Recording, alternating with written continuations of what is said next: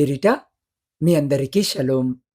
ఈ ఉదయకాలము మీ హృదయపు తలుపును తడుతున్న ఆ దైవ స్వరము మీకోసమే వినబడుతుంది. అవును ప్రియులారా, లోకమంతా మిమ్మల్ని ఒంటరిగా విడిచిపెట్టినా నేను నిన్ను విడువను అని నమ్మకమైన దేవుడు మీతో ఈరోజు మాట్లాడుతున్నాడు. నా ప్రియ ఆధ్యాత్మిక కుటుంబ సభ్యులందరికీ నూతన నిబంధన మహాధ్యానము అనే ఈ పవిత్ర ఉదయకాలపు ఆత్మీయ సమయానికి యేసుక్రీస్తు నామములో మీ అందరికీ నా హృదయపూర్వక స్వాగతం. ఈరోజు మీ జీవితంలో ఒక నూతన అధ్యాయము ప్రారంభము కాబోతుంది. మీ చుట్టూ ఉన్న చీకటి అంతా తొలగిపోయి దైవిక వెలుగు ప్రకాశించబోతుంది. మీరందరూ నాతో కలిసి ఈ ఉదయాన పూర్తి నమ్మకముతో ఈ విశ్వాస ప్రకటనలు చేయాలని కోరుతున్నాను. ప్రియులారా, మీ కుడి చేతిని మీ హృదయంపై వేసుకొని గట్టిగా ఈ మాటలు నాతో చెప్పండి. నా దేవుడు నా పక్షాన ఉన్నాడు. నాకు విరోధముగా రూపింపబడిన ఏ ఆయుధమును వర్ధిల్లదు. నా బలహీనతలు అన్నీ తొలగిపోయి ఈరోజు దేవుని శక్తి నాలో పరిపూర్ణమవుతుంది. ఆమెన్. నా కన్నీటి ప్రార్థనకు ఈరోజే ఒక గొప్ప జవాబు రాబోతుంది. ఈ అద్భుతమైన సందేశము మీ ఆత్మను బలపరుస్తుందని, మీ జీవితానికి ఆశీర్వాదకరముగా అనిపిస్తే ఇప్పుడే ఈ వీడియోను లైక్ చేయండి. నా ఛానల్ని సబ్స్క్రైబ్ చేసుకుని ఈ ఆత్మీయ ప్రయాణంలో నాతో పాటు ముందుకు నడవమని ప్రార్థనాపూర్వకంగా కోరుకుంటున్నాను. రండి ప్రియులారా, మనం కళ్ళు మూసుకొని ఆ పరమ తండ్రికి చిన్న ఉదయకాల ప్రార్థనను సమర్పిద్దాం. పరిశుద్ధుడా, ప్రేమగల తండ్రి, ఈ నూతన ఉదయాన్ని మా జీవితాలలో ఇచ్చినందుకు వందనాలు. ఈ ఉదయాన నీ వాగ్దానాన్ని వింటున్న ప్రతి బిడ్డ హృదయాన్ని మీరు తాకండి నైనా. వారి భయాలను ధైర్యంగా, వారి ఆవేదనను ఆనందముగా మార్చి నీ ఆత్మ నడిపింపుతో మమ్మల్ని నింపమని యేసు నామములో ప్రార్థించి అడిగి పొందుకొని ఉన్నాము పరమ తండ్రి. ఆమెన్. నా ప్రియ సహోదరి సహోదరులారా, ఈరోజు మన ధ్యానము కొరకై మత్తయి సువార్త 18వ అధ్యాయము నుండి దేవుడు ఒక అద్భుతమైన సత్యాన్ని మన ముందుకు తీసుకుని వచ్చాడు. ముఖ్యంగా ఈ అధ్యాయంలో యేసుక్రీస్తు ప్రభు పరలోక రాజ్యములో ఎవరు గొప్పవారనే ప్రశ్నకు సమాధానమిస్తూ ఒక చిన్న బిడ్డను తన మధ్య నిల్వబెట్టి మాట్లాడిన మాటలు మన హృదయాలను కదిలిస్తాయి. ఈ అధ్యాయంలోని 18వ వచనములో ఆయన చెబుతున్నాడు, భూమి మీద మీరు దేనిని బంధిస్తారో అది పరలోకమందును బంధించబడును అని. భూమి మీద మీరు దేనిని విప్పుతారో అది పరలోకమందు విప్పబడును అని. అలాగే మీలో ఇద్దరు భూమి మీద దేనిని గూర్చి అయినను ఏకీభవించి అడిగిన ఎడల పరలోకమందున నా తండ్రి వారి కొరకు దానిని చేయునని 9వ వచనములో వాగ్దానము చేస్తున్నాడు. ఈ మాటల వెనుక ఉన్న చారిత్రక నేపథ్యాన్ని మనం ఈరోజు గమనిస్తే, ఆ కాలంలో యూదులు సమాజంలో హోదా కోసము, అధికారాల కోసము ఒకరితో ఒకరు పోటీ పడేవారు. యేసు నడిపించిన ఆ రోజుల్లో ఆయన శిష్యులు కూడా తమలో ఎవరు గొప్ప అనే అహంకారంతో, స్వార్థ ఆలోచనతో ఉండేవారు. అలాంటి సమయంలో లోకపు అహంకారాన్ని బద్దలు కొట్టడానికి యేసుక్రీస్తు ఒక చిన్న బిడ్డను ఉదాహరణంగా చూపించాడు. ఒక చిన్న బిడ్డకు అహంకారం ఉండదు, కపటము తెలియదు. తండ్రి మీద సంపూర్ణమైన ఆధారపడే తత్వము ఉంటుంది. యేసు ఆనాటి సమాజానికి, శిష్యులకు నేర్పిన పరమార్థము ఏమిటంటే, మీరు లోకరీతిగా గొప్పవారిగా మారాలని చూడకండి, దేవుని ఎదుట తగ్గించుకొని ఒకరినొకరు క్షమించే హృదయాన్ని కలిగి ఉండండి అని. ఈ వచనాలలో ఉన్న దైవిక అధికారము మనకు ఏమి చెబుతుందంటే, ఒక విశ్వాసిగా మీరు భూమి మీద ప్రార్థన ద్వారా ఏ ప్రతికూలతలను బంధిస్తారో అది పరలోకములో దేవుని శక్తి ద్వారా బంధించబడుతుంది. ప్రియులారా, దేవుడు మన చేతుల్లో ఎంతటి గొప్ప ఆత్మీయ అధికారాన్ని పెట్టాడో ఒక్కసారి ఆలోచించండి.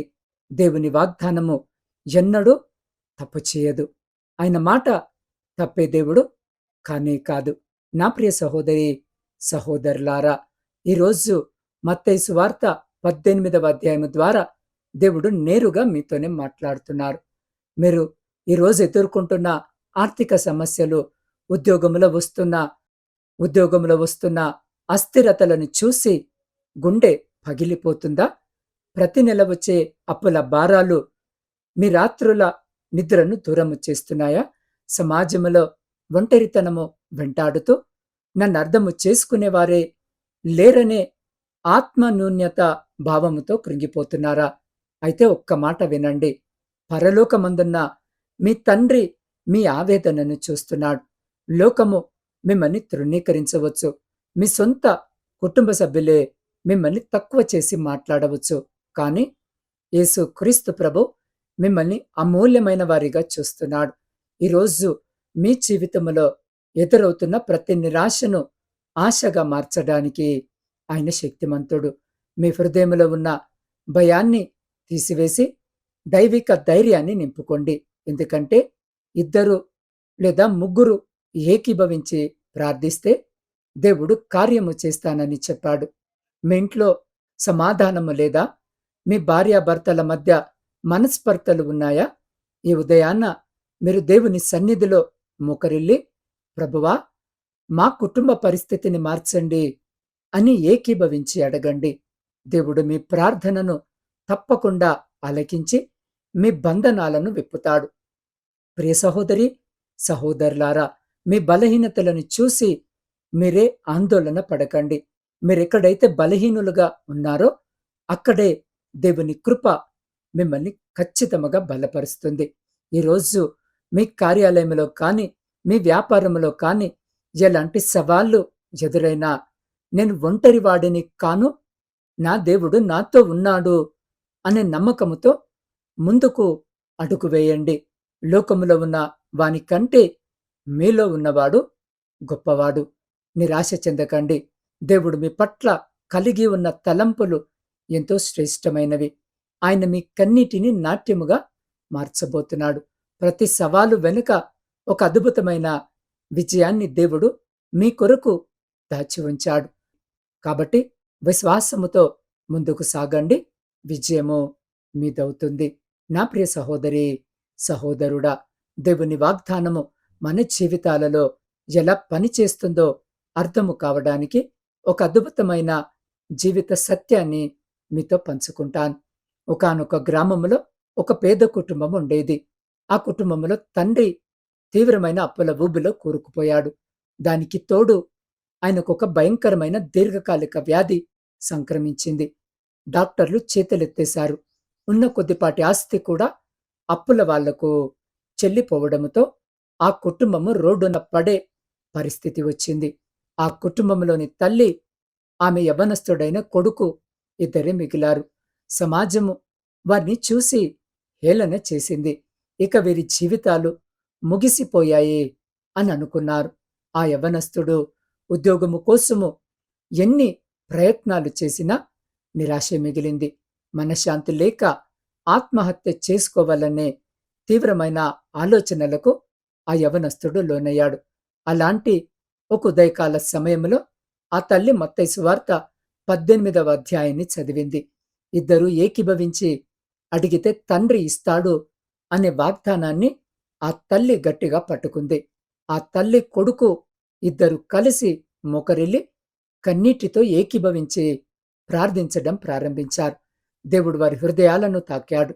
వారిలో ఉన్న భయము అంతా తొలగిపోయి ఒక నూతనమైన ధైర్యము వచ్చింది. అద్భుతమైన రీతిగా ఆ మరుసటి వారములోనే ఆ యవనస్తునికి ఒక పెద్ద సంస్థ నుండి ఉద్యోగ అవకాశము లభించింది. దేవుడిచ్చిన ఆ ఉద్యోగము ద్వారా వారు కేవలము 2 సంవత్సరాలలోనే తమ అప్పులన్నింటినీ తీర్చివేయడమే కాకుండా ఆ తండ్రి ఆరోగ్యము కూడా దైవిక స్వస్థత ద్వారా పూర్తిగా మెరుగైంది. ఈరోజు ఆ కుటుంబము సమాజంలో ఎంతో ఆశీర్వదించబడి అనేకులకు సహాయం చేసే స్థితిలో ఉంది. లోకము అసాధ్యమన్న దాన్ని దేవుడు సాధ్యము చేస్తాడు. నా ప్రియ సహోదరి, సహోదరుడా, ఆ కుటుంబంలో కార్యము చేసిన దేవుడే ఈరోజు ఈ వాక్యము వినిచిన మీ జీవితంలో కూడా కార్యము చేయబోతున్నాడు. ఆయన మార్చలేని పరిస్థితి అంటూ ఏది కూడా లేదు. కాబట్టి ఈ సమయాన దేవుని స్వరము మీ హృదయ అంతరాలను తాకుతుందని నేను నమ్ముతున్నాను. లోకమంతా మిమ్మల్ని ఒంటరిగా చేసి విడిచిపెట్టినా నిన్ను హత్తుకోవడానికి, నీ పాపాలను క్షమించి నిన్ను నూతన సృష్టిగా మార్చడానికి యేసుక్రీస్తు తన శిలువ హస్తాలను చాచి మీ కొరకు వేచి చూస్తున్నాడు. ఒకవేళ ఇప్పటి వరకు మీరు దేవునికి దూరముగా జీవిస్తూ నిరాశ, నిస్పృహల మధ్య కొట్టుమిట్టాడుతుంటే ఇదిగో ఇదే మిమ్మల్ని మీరు దేవునికి అప్పగించుకోవడానికి అనుకూలమైన సమయం. మీ గత జీవితము ఎలాంటిదైనా సరే ఈ రోజే ఒక నూతన ఆత్మీయ తీర్మానముతో యేసయ్యా నా హృదయంలోనికి రండి అని అడగండి. మీ జీవితాలను మార్చడానికి ఆయన సిద్ధముగా ఉన్నాడు. రండి నా ఆధ్యాత్మిక కుటుంబ సభ్యులారా, మీరందరూ ఈ సమయంలో మీరున్న చోటే వీలైతే మోకరించి లేదా నిలబడి ఉండి మీ 2 చేతులు ఆకాశము వైపుకెత్తి నాతో పాటు ఈ ముగింపు ప్రార్థనలో పాలు పంచుకోవాలని ప్రేమతో ఆహ్వానిస్తున్నాను. పరిశుద్ధుడా, ప్రేమ నమ్మకము కలిగిన మా ప్రియ పరలోకపు పరమ తండ్రి, మీ శ్రేష్టమైన ఉన్నతమైన నామాన్ని బట్టి స్తుతులు, స్తోత్రాలు, వందనాలు. అయ్యా, ఈ పవిత్ర సమయంలో నీ పాద సన్నిధికి వస్తున్నాం. నా ఆధ్యాత్మిక కుటుంబ సభ్యులందరి పక్షాన నిలువబడి ఈ ప్రవచనాత్మక ప్రార్థనను మీ పరిశుద్ధ పాద సన్నిధికి సమర్పిస్తున్నాను తండ్రి.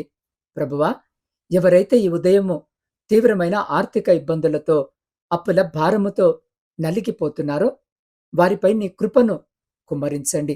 వారి అప్పుల బంధకాలను తెంపివేసి నూతన ఆర్థిక ద్వారాలను తెరవండి. దీర్ఘకాలిక వ్యాధులతో, క్యాన్సర్, పక్షవాతము, గుండె జబ్బులు మరియు మానసిక ఆందోళనలతో బాధపడుతున్న ప్రతి బిడ్డను నీ గాయపడిన హస్తముతో తాకి సంపూర్ణ స్వస్థతను దయచేయండి. ఈరోజు వివిధ పనుల నిమిత్తము ప్రయాణాలు చేస్తున్న వారిని నీ దేవదూతల కాపలాలో ఉంచండి. అయ్యా, కుటుంబాలలో ఉన్న విభేదాలు, విరిగిపోయిన బంధాలు యేసు నామములో ఇప్పుడే సమాధాన పరచబడునుగాక. గర్భఫలములు లేక ఏళ్ల తరబడి కన్నీరు మున్నీరుగా విలపిస్తున్న తల్లుల గర్భాలను ఇప్పుడే తెరవండి. వారికి సంతోషకరమైన బిడ్డల ఫలాన్ని అనుగ్రహించండి. వివాహము కాక ఆటంకాలు ఎదుర్కొంటున్న యవ్వనస్తులకు సరైన జీవిత భాగస్వామిని దయచేయండి. పిల్లల భవిష్యత్తును ఉజ్వలంగా మార్చండి. దేశ సరిహద్దుల్లో ప్రాణాలను పణముగా పెట్టి సేవ చేస్తున్న సైనికులకు తోడుండండి. రేయి పగలు కష్టపడి దేశానికి అన్నం పెడుతున్న మా రైతులను, వారి పంటలను ఆశీర్వదించండి. వారికి తగిన ప్రతిఫలాన్ని ఇవ్వండి. నిరుద్యోగముతో నైరాశ్యములో ఉన్న యవ్వన బిడ్డలకు వారి చదువుకు తగ్గ ఉన్నతమైన ఉద్యోగాలను అనుగ్రహించండి. విదేశాలలో చదువుకుంటున్న విద్యార్థులను, అక్కడ రాత్రింబగళ్ళు కష్టపడి పనిచేస్తూ తమ కుటుంబాలను పోషిస్తున్న నా ఆధ్యాత్మిక కుటుంబ సభ్యులను ప్రత్యేకంగా ఆశీర్వదించండి. వారు చేస్తున్న ప్రతి పనిని సఫలము చేయండి. ఈరోజు జన్మదినాలు, వివాహ వార్షికోత్సవాలు జరుపుకుంటున్న వారి జీవితాలలో నూతన దీవెనలను కుమ్మరించండి. ప్రపంచమంతటా శాంతి, సమాధానాల్లో వెరిసిల్లేలా చేయమని వేడుకుంటున్నాం. దేవా, ఈరోజు నా ఆధ్యాత్మిక కుటుంబ సభ్యులు అడుగు పెట్టబోతున్న ప్రతి స్థలములోనూ వారు ఎదుర్కొనే ప్రతి అడ్డంకి, ప్రతి సైతాను శక్తుల ప్రతికూలత యేసు నామములో ఇప్పుడే తొలగిపోవునుగాక. నీ దైవిక విజయము వారి జీవితాలలో ప్రకటింపజేసి ప్రతి బిడ్డను ఆశీర్వదించి మీ కృపలో భద్రపరచమని సమస్త స్తుతి, ఘనత, మహిమ మీకే చెల్లిస్తూ మా రక్షకుడును మీ ప్రియకుమారుడైన యేసు శక్తి కలిగిన నామమున ప్రార్థించి స్తుతించి అడిగి పొందుకొని ఉన్నాము మా పరమ తండ్రి. ఆమెన్. నా ప్రియ సహోదరి, సహోదరులారా, దేవుడు మీ పక్షాన ఉన్నప్పుడు ఈ లోకములో మిమ్మల్ని ఎదిరించే శక్తి ఏదీ లేదు. ధైర్యంగా, నిబ్బరంగా ఈ నూతన దినములోనికి అడుగుపెట్టండి. ఈ వాక్య సందేశము ద్వారా మీరు దేవుని ఆదరణ పొంది ఉంటే ఇప్పుడే ఈ వీడియోను లైక్ చేయండి. నా ఛానల్ని సబ్స్క్రైబ్ చేసుకోండి. మీ హృదయపూర్వక విశ్వాసాన్ని కామెంట్ బాక్స్లో ఆమెన్ అని రాయడం ద్వారా నాతో పంచుకోండి. ఈ దైవిక సందేశాన్ని మీతోనే ఉంచుకోకుండా కనీసము 3 వ్యక్తులకు షేర్ చేయండి. అలాగే మీ వాట్సాప్ స్టేటస్‌లో కూడా షేర్ చేయడము ద్వారా దేవుని వాక్యాన్ని ఇతరులకు ప్రకటించండి. మీకున్న ప్రతి ప్రార్థన, అభ్యర్థనలను స్క్రీన్ మీద కనిపిస్తున్న నా వాట్సాప్ నంబరుకు సందేశము ద్వారా పంపండి. లేదా నాకు నేరుగా ఫోన్ ద్వారా తెలియజేసినట్టయితే నేను మీ కొరకు ప్రత్యేకముగా ప్రార్థిస్తాను. రేపటి ఉదయకాలపు మహిమకరమైన సందేశములో మత్తయి సువార్త 19వ అధ్యాయము కుటుంబ ఆశీర్వాదాలను గురించి ధ్యానించబోతున్నాం. రేపటి సందేశాన్ని అస్సలు మిస్ అవ్వకండి. అంతవరకు దేవుని కృప, సమాధానము మీ అందరికీ తోడయుండును గాక. ఆమెన్.